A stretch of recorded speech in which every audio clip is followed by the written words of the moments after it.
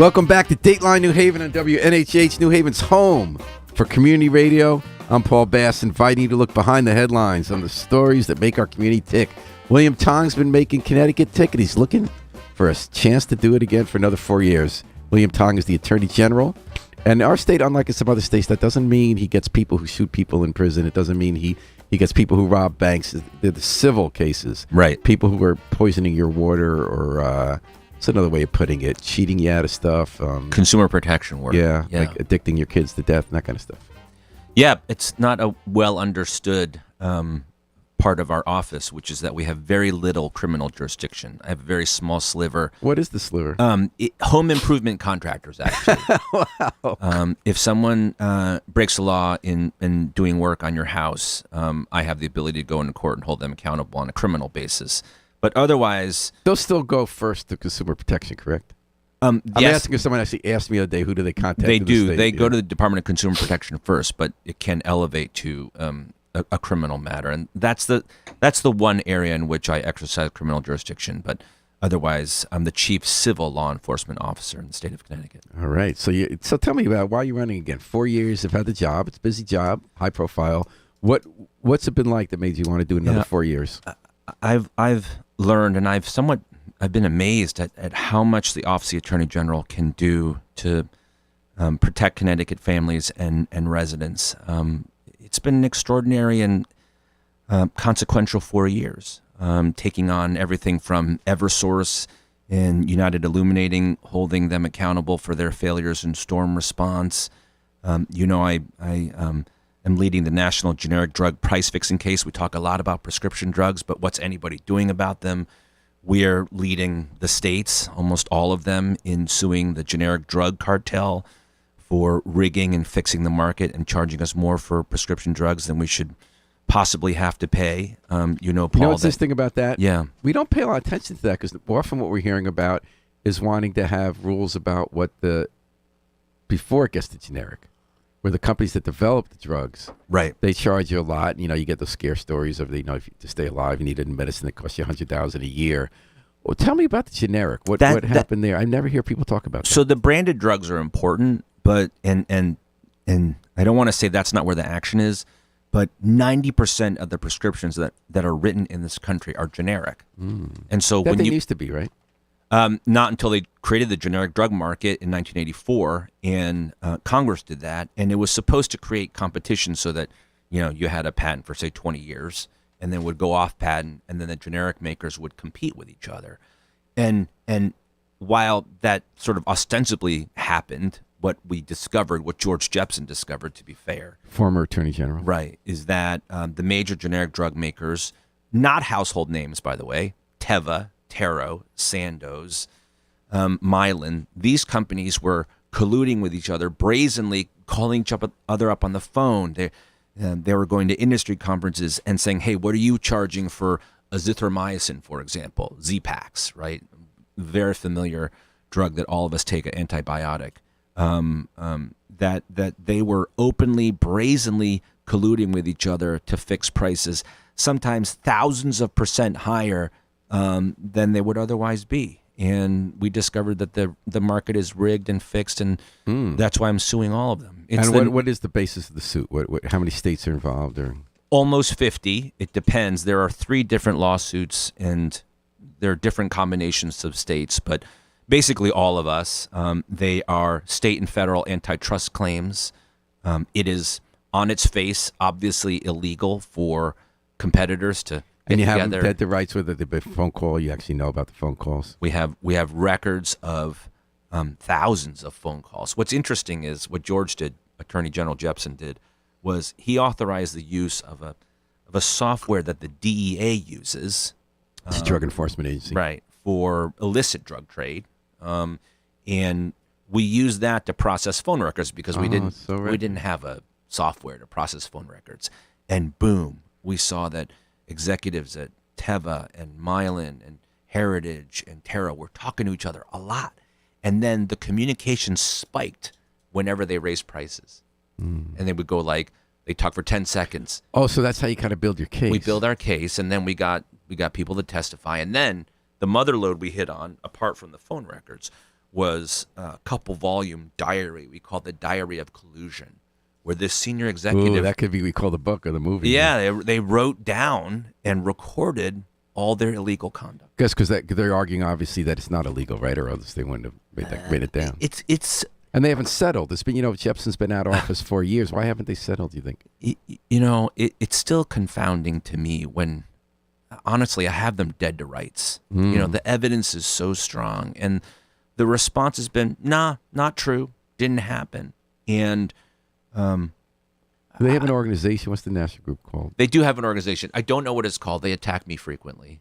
So if my dad were alive, he'd still be attacking you. My dad died in 2000, and he was the original counsel for the generic drug manufacturers. So when I was growing up in the 1970s, I was led to believe generic drugs were a great thing, that these greedy pharmaceutical manufacturers. And the one time my dad got to argue before the Supreme Court was in 1982. 2 years before the generic drug market was created. Yeah. And he argued, he won the case where pharmaceutical, well, there was still a generic drug industry before that. And they were, the pharmaceutical companies were arguing that if they changed the color of a pill, they should be able to extend the patent. And somehow that got to the Supreme Court. So I guess there was sympathy for the drug companies, and he won that one. So your dad got a quill. You're supposed to get a quill, like a feather, when you argue before the Supreme Court. And it was toward the end of his career, and he was very excited. But I remember I went. I hitchhiked down to Washington to watch them at the Supreme Court. It must have been amazing. It was really fun to get it 9-0. But it did 9-0. Yeah. I mean, I don't know how it got to the Supreme Court. I guess I'm still sure. But what did something change? Was I wrong as a kid to believe? And it's the other father thing, But he's a great guy. But was he fighting for the little guy? Did the little guy become the big guy? Probably both. There probably was a little guy, and the original design of the market and enabling generic competition was designed to take on the big guys and, I mean, the concept's important, and drive right? the price down. Yeah. But the opposite happened. Now, are the prices as high as the original, or do they still go down, but just not much? Because it's supposed to go down a lot, right? I don't think anybody has seen prices really go down. They've only gone up. So it's just a question more people get to make money if their company can enter the market, and because the manufacturers claim they have less incentive to innovate if they don't get to keep a longer patent, right? That's the argument, and maybe there's some currency to that argument, but it certainly doesn't excuse A, exorbitant prices, and B, collusion and price fixing. I'll give you an example. So I talked about azithromycin. I take doxycycline for rosacea. So a lot of your listeners will have rosacea. It's just redness in your skin. And doxycycline is a common antibiotic that you take for a number of different ailments. If you get Lyme disease, you should take doxycycline, right? So doxycycline is a common antibiotic that's been around basically as long as I've been alive. And in the 10-year period that we've been monitoring the price in our case, so let's call it the last 10 or 15 years, the price of doxycycline, the one I take, doxycycline Hiclet, has gone up 8,000%. Well, from what for to a 40-year drug. So what could possibly went up from excuse what to what? that? Like how much do you pay? Well, I thankfully have good health insurance, so I insurance have a pay? modest copay. But the actual drug, I think, was $20 or something A dose. and it spiked up into the hundreds of dollars. So when you do these lawsuits with other states, they're powerful. They have to agree to give a lot of money that then you can use to address the issue, whether stop smoking originally and the other addiction. And then you also look for changes in how they operate, right? And the question is the law, I guess it's not really an either-or question, whether the law and these kind of lawsuits, which are so important why they exist, why we have these tort issues, or these kind of lawsuits, will that change the way it works, or does the legislature need to pass laws to bring the generic industry out of the collusion shadows? Both, but the reason why attorneys general are so significant now is because of the failure of our federal legislature and the breakdown in Congress and their inability to get things done, right? And the gridlock. And our delegation is great, and obviously Congresswoman DeLauro, Senator Blumenthal, Senator Murphy, really important legislators on gun violence and appropriations. But But I think they would tell you that Washington is broken and that Congress is unable to discharge some of its basic functions and duties. And when it's unable to do that, these fights devolve to the states. So how long did it take until the Inflation Reduction Act to get Medicare the ability to negotiate drug prices, right? It took forever. And we can't wait for Congress. And that's why George Jepsen said we got to step in, and that's why we're leading this 50-state coalition. It's the same thing with the opioid and addiction crisis. I think, Paul, if you watch Connecticut public officials and what we do, I spend most of my personal lawyer time. So when I'm, apart from being an administrator and leader of a state constitutional office, my personal lawyer time is spent by and large on the opioid and addiction crisis, working with my colleagues, Democrats, Republicans, in recovering now what is the second largest multi-state cash recovery in history. It's $40 billion and counting, second only to the big tobacco settlement brokered by Attorney General Blumenthal over 20 years ago. And then, one question you talk about, we can't wait for Congress, it's got to be done in the states. There are two ways it gets done in the states, the same way two ways it get done in D.C. There's legislation and there's the courts.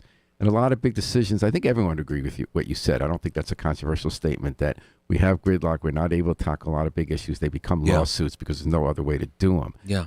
There is a criticism that that's not the best way to do them because it's not. Whether the Supreme Court can change its mind about whether abortion should be legal based on who gets elected in the Senate and who can they make a judge. And again, it's not really an either-or question because you don't have, but in the 50 states, there's a group called ALEC on the right wing that writes the same law written by industry to get 50, as many of the 50 states, or the 37 they control solid, to pass them. Do they have a better idea than the attorneys generals that we tackle these big issues, or is it just not an either-or? We would be the first to tell you, state attorneys general would be the first to tell you that litigation is not a good way to set policy. Mm-hmm. But it might be the only way. Might be the only way. So, Paul, I think you covered when I announced Connecticut's lawsuit against ExxonMobil to hold them accountable for their role in climate change. That's an important and necessary case, but no doubt I had to act because of the slow pace of response in Congress to the climate change emergency. Tell us about that suit. So that's a straight up consumer protection case. It's very simple and very straightforward, and in that way, a very powerful case against the fossil fuel industry. It simply says that ExxonMobil knew about climate change and climate science since the 1950s. In fact, they developed the climate science. They educated children like me when I was in school about global warming and the hole in the ozone layer. And then sometime in the late 70s and early 80s, Big Oil decided, you know what, this is harming the bottom line. We got to turn 180 degrees back the other direction. And they started denying their own science and casting doubt on the fact of climate change. And now they've gone a step further. You've heard this term greenwashing, where they profess to be adopting new technologies like algae, for example. When you watch a Super Bowl, there's this commercial by ExxonMobil about new algae-based energy production and fuel. And that's greenwashing because they're trying to convince us that now that this green energy company, when they spend very little on developing I have a really naive energy. question about this. Sure. Really naive. But I've always wondered it. So if I were those companies, I have short-term profits, I have long-term profits. What companies would be better positioned to profit off the transition to renewable energy than the companies that are already in the industry and have done the research and can pivot to mass production? Is it just that they think of short-term profits for shareholders with quarterly reports from your public company, or is there something I'm missing? No, I think that's right. I think it's not just the short-term view, but how executive compensation is tied to the short-term view, right? If you don't make money now in terms of your stock price, you're not going to make tens of millions of dollars in executive compensation. So, for example, I took on the major health insurers a couple months ago when they were seeking exorbitant rate increases as high as 25, 35%. And I had to note that Cigna, which is a Connecticut-based company, was asking for an exorbitant increase because they said we can't do business if we don't get these increases. And yet the CEO made $80 million last year. $80 million. And that's an exorbitant sum by any measure. And I think what you have are executives and management that are focused on here and now, instead of their long-term future. And they're going to cut off their nose to spite their face, because the liability that they are facing long-term is profound.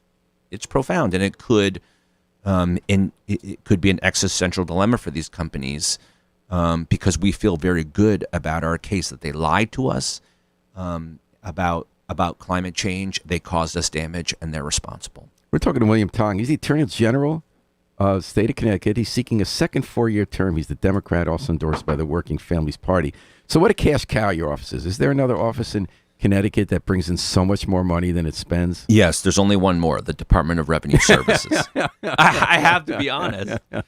So how much do you bring in, and how much other do you spend? than DRS, I think in this past year it's approaching $1 billion for the first time. Not quite over $1 billion. But when you add in all in, not just cash to the state to fund, for example, in the opioid crisis, treatment and prevention programs and addiction science, and most of that money, by the way, is not going to the general fund. It's going to treatment, prevention, and addiction science, but also money that we recover for constituents. So, for example, during the pandemic, you had flights canceled, or you had a wedding a reservation at a wedding venue, and you put $10,000 down and you couldn't get it back. When you add that up, and then you add up the savings for consumers, for example, when we take on Eversource and United Illuminating, when you add all of that up, it's close to $1 billion. Oh, that includes savings for consumers. Mm-hmm. How much does it bring to the state? In terms of actual cash, Yeah. It depends on the year and depends on how much we recover. And so usually it's in the low hundreds of millions, so somewhere between 100 million and 300 million, depending on the year. And what's your budget, including contracts with outside attorneys? We don't do much with outside attorneys, which is very different from other states. Other states that are our size will often say they're too small to handle these big cases on their own, so they have to contract with outside lawyers. I have more than 200 lawyers. Wow. In total, 300 staff, 20. I think it's close to $30 million a year in budget. And we recover in the last year 27 times my budget. So it's usually between 20 and 30 times the budget.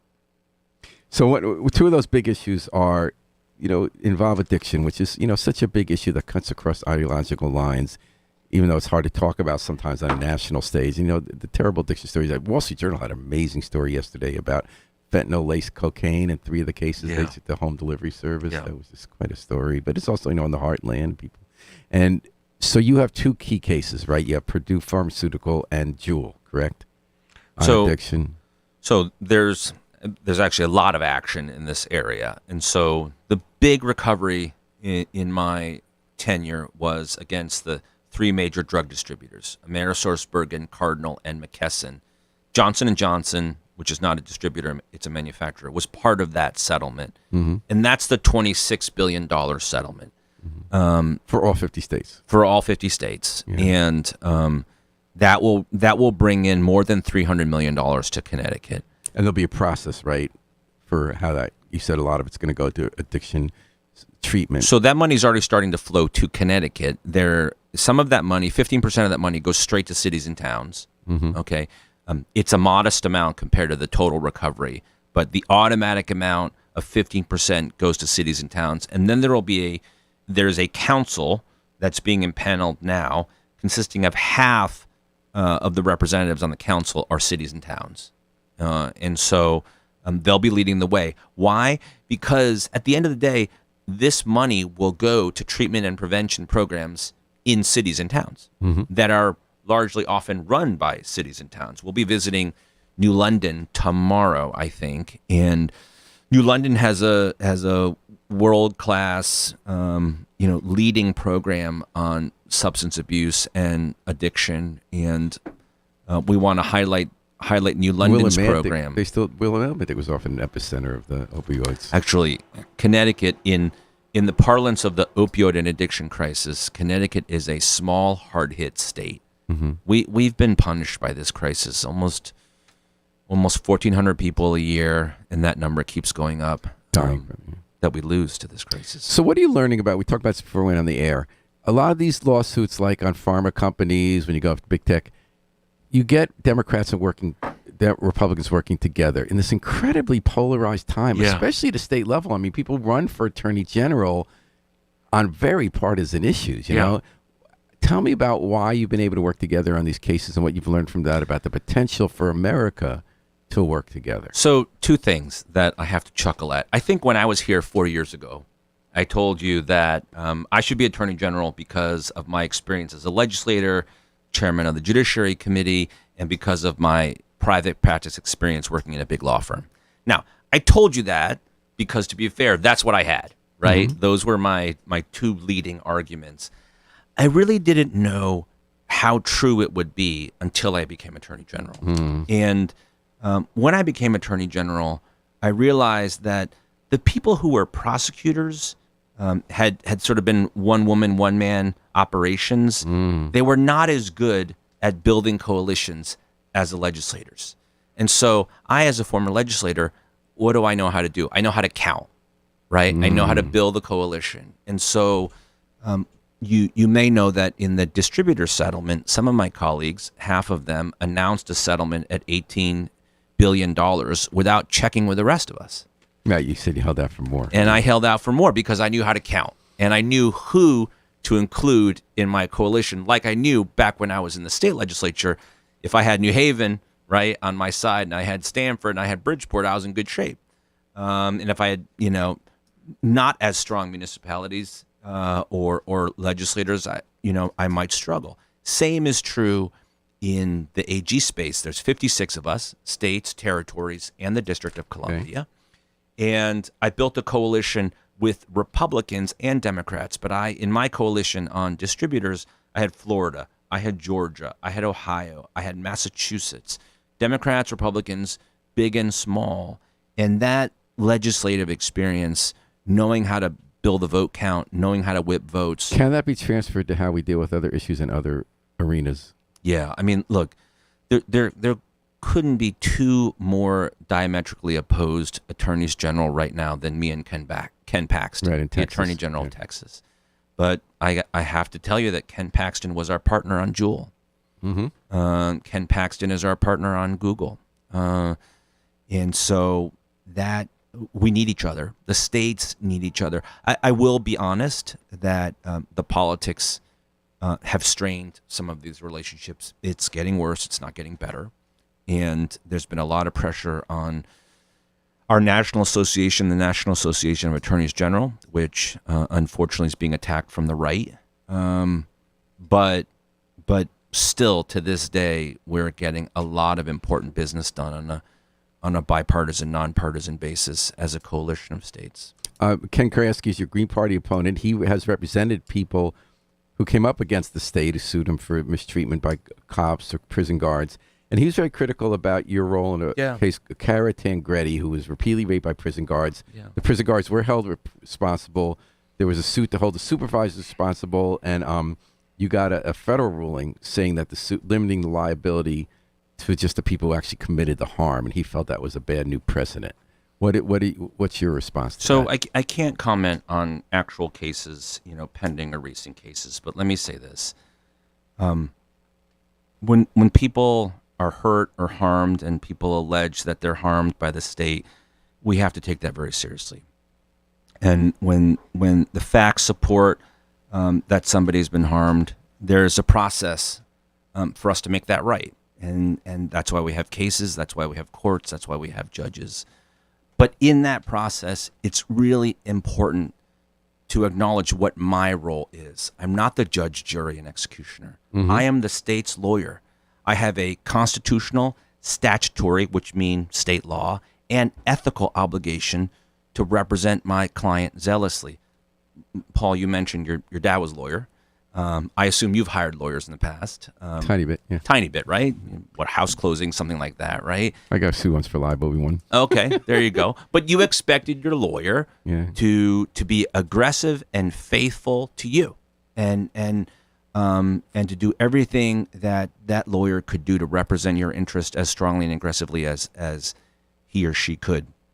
I have the same obligation to my So I guess clients. the question is, who is you? Who's the client? Like, is the people who in the state who come from the families of someone who might have been killed in custody, are they the client too? Or is it more narrowly the state official who's being sued, and you're saying we have a process in court where we get at the truth? As a legal and ethical matter, the client is the state of Connecticut, its officials acting in their official capacity, right, and state agencies and departments. Now, when somebody doesn't act in their official capacity, and let's say they're a state official, they do something wrong, I don't think that they did it in the discharge of their duties, I can decline to represent them. And I do that, but I have to be really careful about when I do that. And those are in extraordinary cases, because it is my obligation to represent my clients no matter what their political affiliation is, right? And what their position is, so that somebody at DOT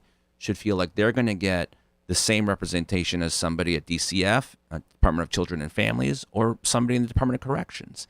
And the governor, Democrat or Republican, should feel like the Attorney General is going to be strong and faithful and an aggressive advocate for them, no matter their party affiliation. Remember, Dick Blumenthal never had a Democratic governor. Mm-hmm. Not for a single day. He always had either Lowell Weicker or Republican governors, and he had to do his job the best that he could for his clients. And William Tong's looking to do that for another 4 years. You had one case that I was very sympathetic to, and so was your critic, Kreisky. We were talking about, how do you deal with this crazy case with Project Veritas? Now, as a reporter, I have a very strong opinion that doesn't have much to do with the law.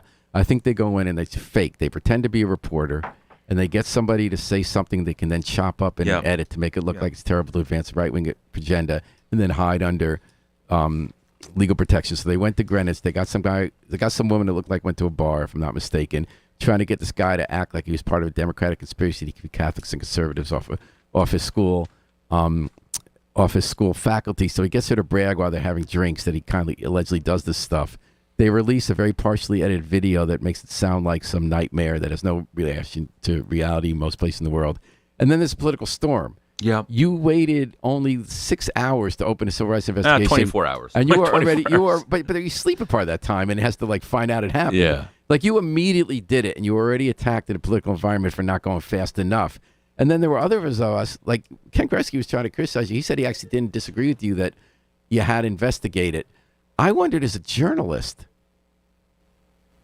were their methods the problem, or what the guy said on air the problem? And did he really say it? Like, what are you investigating in that case? So let me just say that I can't comment extensively on this investigation. It's pending, and it's active, very active, actually. But let me say this. I said some things while acknowledging, first of all, that hate and discrimination is wrong in any context, and it doesn't matter who it happens to. In the Office of the Attorney General, we exercise our authority, our law enforcement authority, our civil rights authority to protect all people. But I said some things about the way we treat each other and what this says about the way we treat each other, and I stand by what I said. And I think the larger question is the quality of our discourse about public policy issues, and whether it's elected officials or teachers or journalists, right? We all play a part in this conversation and public debate, and we should treat each other better. Food Lion, that was in New York back in last century when New York, a TV station went undercover to show, I think it was a supermarket, had some pretty bad handling of food that endangered the public, but they pretended to be an employee to go there. They got under false circumstances. They lost the lawsuit. Is that still the standard? Could Project Veritas be held to account for its methods of deception? Well, I think we're going to find out. And again, I don't want to comment on a pending investigation and compare one situation to another, except suffice it to say, I'm going to be very thorough and comprehensive, and I'm going to look at all sides of this. All right. What a pleasure to have you back, William Tong. It's really nice to see you. Thank you, Paul. You're running for re-election as a Democrat and working families candidate for Attorney General, a steady candidate. The elevator button's been pushed. You have your 30 seconds for your elevator speech. Why should you be reelected? Well, I hope that people give me the opportunity again to work hard to protect and defend Connecticut families. We face extraordinarily powerful forces that squeeze us every single day. I think we have produced some important results for people in this state and hope to continue to do so for another 4 years. All right. Thank you, William Tong. Thank you, Harry Droz, the best station manager in the business. And we were just on Twitter where it got sent around about this issue. We're going to take it out with the Afro-Semitic Experience performing I Wish I Knew How It Would Feel to Be Free from the group CD, A Plea for Peace. This is Paul Bass inviting you to fly free with us all day and all night at WNHH, New Haven's home for community radio.